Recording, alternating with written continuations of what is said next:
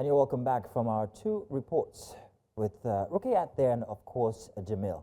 Very interesting reports, but first we're going to start with Rukayyah's one. Rukayyah, you're welcome. Thank you very much. And Jamil, of course, once again, you're welcome. Both of you. Thank you very much. Stellar reporting, fantastic visuals. Loved it. Loved your narration skills, by the way. Might I just add that they're the new kids on the block, so you might be seeing their faces on the screens as well. Yeah. So the new kids on the block as well have come to join us in the studio. We have the privilege of having them.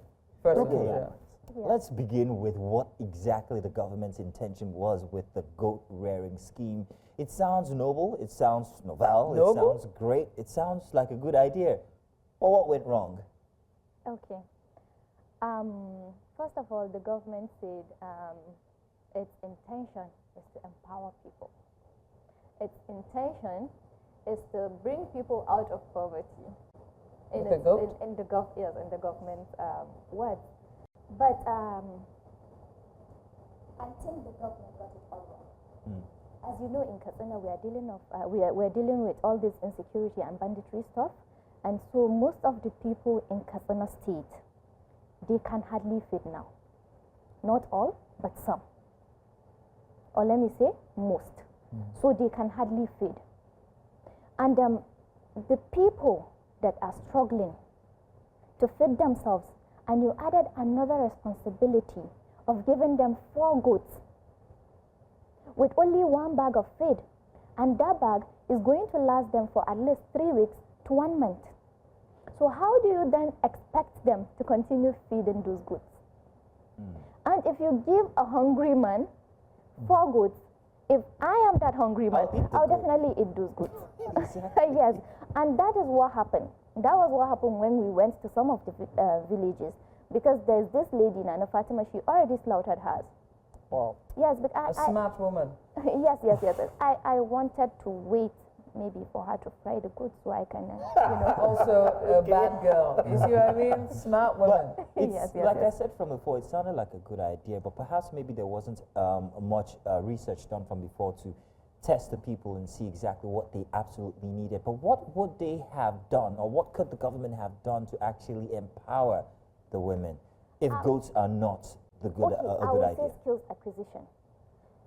Because when you empower somebody with skills, I think that skill is going to help that person. Because you can't take away that skill. You can't take away the skill. When you empower somebody with skill, then that skill will remain. But when you give someone goats, definitely the goats can die. Because the goats are already sick. Oh yes, we also heard you tell that these goats were sick in the first place. Yes. We also heard about the price that they were acquired by the government, 144,000 naira. But then when you tested the market prices, it was between 30 to 40,000 naira per goat. Yes, of course. First of all, the goats, most of the goats are sick. And maybe if you watch the interview, there's a place I asked the SE. Most of the goats are sick, and he said yes. It's probably because of the congestion. Probably. Yes, he said probably because of the congestion. So why give it to the people still and expect them to give back 4 goats as repayment? Yes, they have to give back the 4 goats at the end of the year. So after a year, they are going to give back 4 goats, so another set of people can be empowered. So you see, it sounds like a great idea. No, it's not. You would agree. The goat empowerment is yet. Give me a sec. It depends from the perspective you're looking at it. Right. So okay, in the rural communities, some of these women are used to rearing these goats, but when you look at it from the larger perspective, the selection process, the right women probably were not given the goats. That's where the problem is. You cannot give a goat to a woman who doesn't have a business, who doesn't have a means of sustainability. How do you then expect her? She can't sustain herself. How do you expect her to sustain the goats if the feeds are finished? You've heard what she says. So it might be a good idea at the larger. Jamil, it depends from the lens you're looking at. Hopefully, let's see my lens, shall we? There are 3 things I take away from this. To start with, you're giving them a goat 1 year. By 1 year, you want a turnover of 4 goats. Yes. What's so the gestational? Set of people can hang be on. empowered. What's the gestational period for a goat? you're giving one goat, how is that goat going to mate? And what is the certainty they are going to get 4 goats from one pregnancy? No, I have looked at this thing. I've been waiting, wait, I'm not finished. No. Hang on. That's one. And then 2, what was the selection of these women? If you're selecting women, whether or not they have done, this is a skill acquisition thing, Abby, to empower them. Did you train them before time? Well, hang on. To train them before time to say, look, this is what you do. When you see these, this is what we're going to give you. You didn't do any of that. You just selected women, gave them goods, and so that's 2, training, not education. 3 is the fact that you also should factor that Katsina State is hot. The temperature is it's hot. And he said something, probably because of the congestion. So he knew that there was heat, there was going to be heat waves, and these goats were going to have heat stroke. But you still gave them a burden. And then finally, these women are hungry. The last thing you needed to do was to have looked at your skills, your scale of preference or whatever it is, to say, okay, look, should the women be having goats or no? And so I have to ask this question. Is it that the leaders of the North understand the problem of their people and how best to solve it?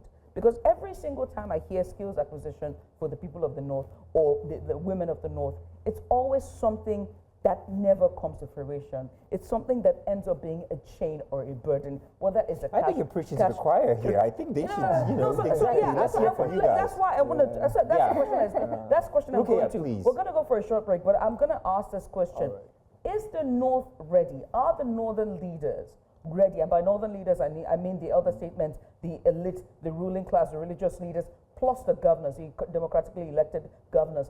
Do they have the right people in their ears to equip the masses? Because we have the cash traditional scheme, there's all the other schemes that's going on, yet the gap is still widening. I'm going to start with you, Jamil, but just go ahead before we go on a break. Okay. Here it's all boils down to perspectives and priorities. In the North, compared to the South, our composition, we have the rural areas and we have the urban cities. And those in the rural areas are the ones that hardly go to school. And they have no skills. And they don't want to obtain that skills. Now you have politicians who understood what these rural people want. What they want is they want free things. They don't like skills. What they want is something like this. That is why they're giving them. But one way, and in some certain areas, okay. Sorry, Jamil, it's not that they don't want the skills. They want the skills. But as you said, they are not educated. So if they are not educated, they don't know what is good for them. Right. And instead of those people, I mean the government, to do what is good, then they do something else. And that's something else as well we're going to get into. They take advantage of those people. They take advantage of them. Advantages. So we're going to get into this because we're just being informed that we need to go on a short break. If you're just tuning in, you're watching Breakfast Extra here on News Central Television. If you're tuning in from GoTV, welcome. Let's go on a short break, shall we? When we return, we talk about the advantages, or are they taking advantage, are the leaders, the northern leaders, taking advantage of the masses in the north? After the break, stay with us.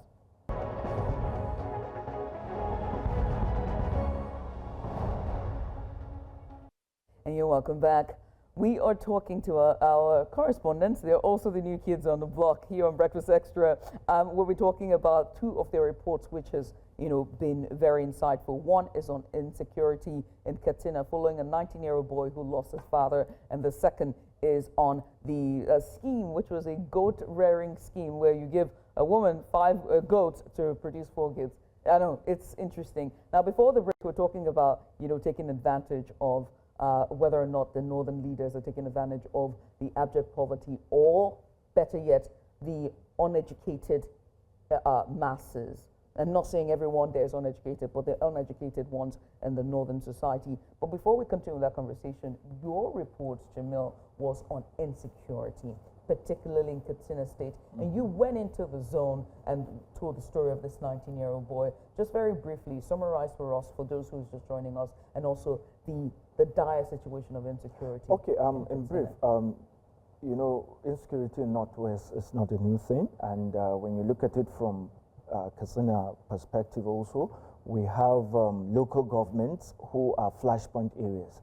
So Jibia recently brokered a peace agreement with the bandits, the warlords like Audelank and what have you, and the peace agreement was just a verbal, nothing signed.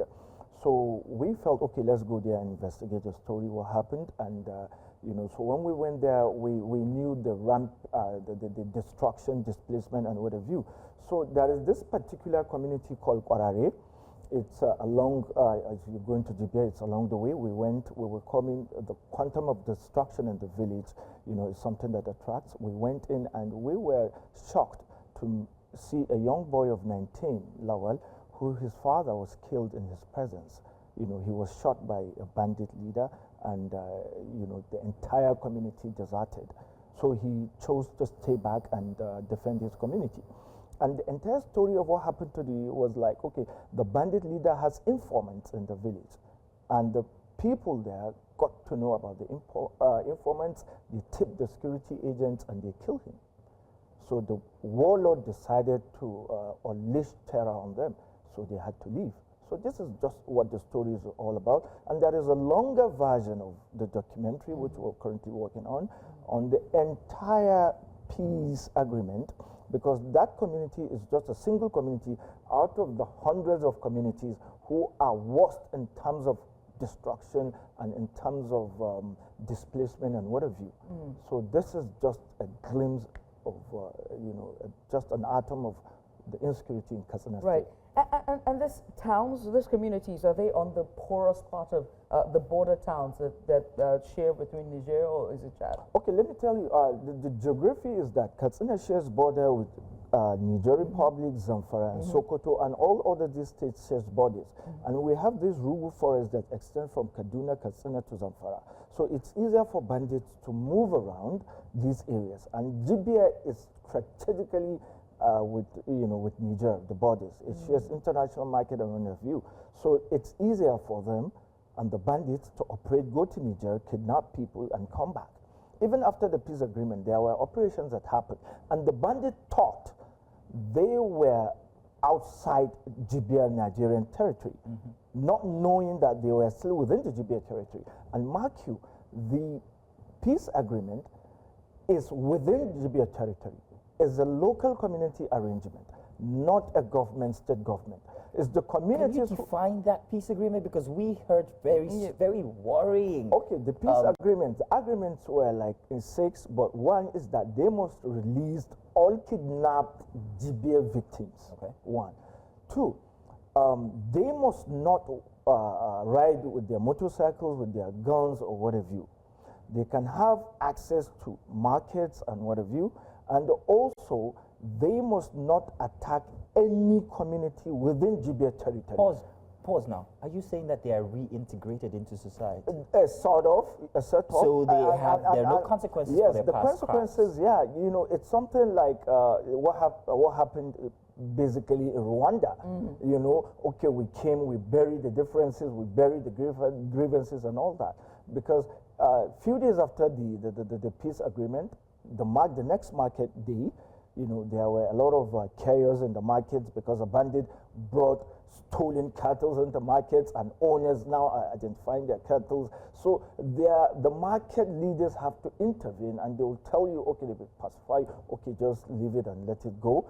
And now imagine somebody whose father or mother or entire family completely killed, and the next day I see that same person, you know, walking the streets of Jibia unarmed, you know.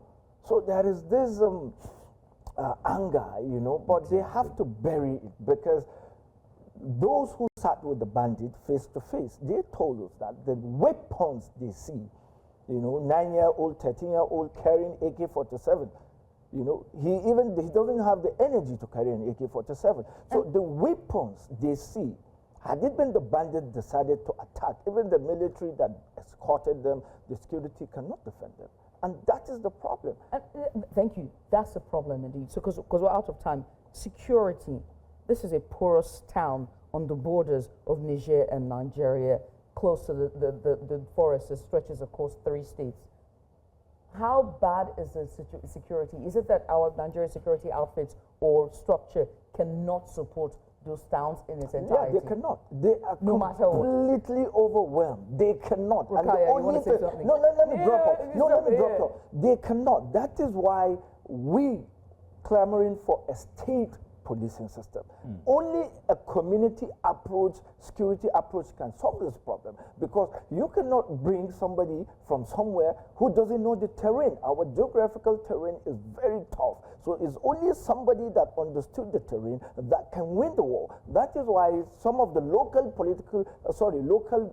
community watch vigilante are now making the difference. Yeah, On but then why geography, there can how be did a you- synergy there? Just Why a can't it second. be in sync? On geography now, talking about the border between Jibil and Niger Republic, it's not like as if there's a caliphate that's been set where these people have free range and they can do whatever they want and they have their own laws. So how come there are no military presence inside of Jibil? Because, you know, it's only, okay, like Katsina, we have a lot of forests, we have a lot of these rocks, and it's Sahara. So there are a lot of hiding places Hiding where spots. you cannot have access Okay. to. So, but it's only somebody within that area that knows what is happening. It's not that they don't know where these guys are, but they don't know how to reach them. And before they come, they can see whoever is approaching. So that gives the bandits an advantage over the security forces. I will never forget my drive from Kaduna to Gombe and just seeing that scenic and the rocks. It really just You shows can have a exactly. glimpse But- of that. Okay, yeah, I must say thank you, Jamil. Thank you so much. No problem. Welcome to the family, New Yeah. Central, and Ramadan Kareem. to Yeah, you. yeah, Ramadan thank you Kareem. very much. Ramadan Thank you. Mubarak. Yeah. Thanks for having us. Thank you for coming on.